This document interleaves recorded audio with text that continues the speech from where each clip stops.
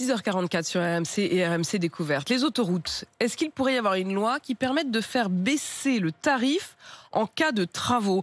Bonjour Julien Borovzik. Bonjour. Vous êtes député La République En Marche de la Loire. C'est votre souhait. Vous voulez déposer, vous faites une proposition de loi pour qu'on arrête de payer le tarif le plus élevé lorsque des portions de l'autoroute sont en travaux.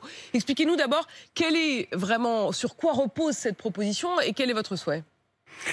Écoutez, tout simplement, c'est un constat d'un certain nombre d'administrés dans ma circonscription, puis moi-même en tant qu'usager de l'autoroute.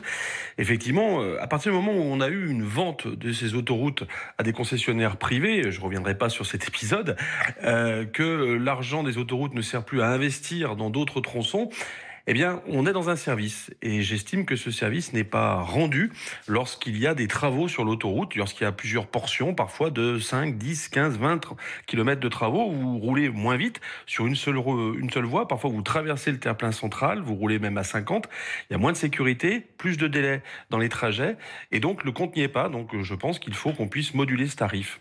Moduler ce tarif, ça voudrait dire quoi concrètement? On n'arriverait pas à la gratuité, hein?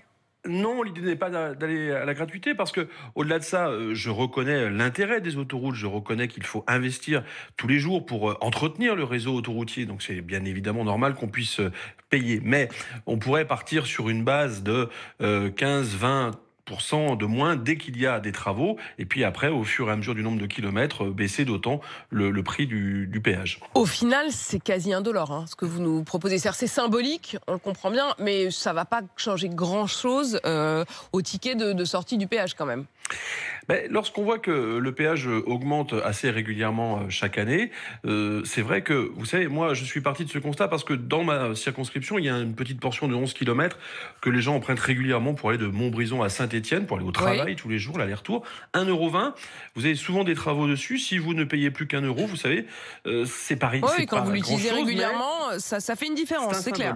C'est un symbole aussi. Quelque part, je crois qu'il y a besoin aussi que la force publique de la nation puisse montrer qu'on peut aller quand même au-delà de la privatisation des autoroutes en montrant qu'il y a quand même des règles qu'il faut respecter. J'imagine, monsieur le député, que vous en avez discuté en amont avec les sociétés d'autoroutes. Est-ce qu'elles pourraient être d'accord? Est-ce que ça pourrait passer ou est-ce que c'est juste un vœu pieux?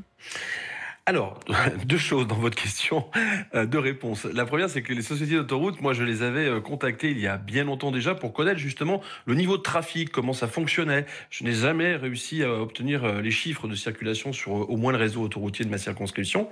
D'autre part, la question, c'est que cette proposition de loi, écoutez, j'espère autant que faire se peut qu'elle puisse arriver dans l'hémicycle en juin. Le groupe me parle déjà de plutôt décembre, mais j'ai encore une petite chance pour juin.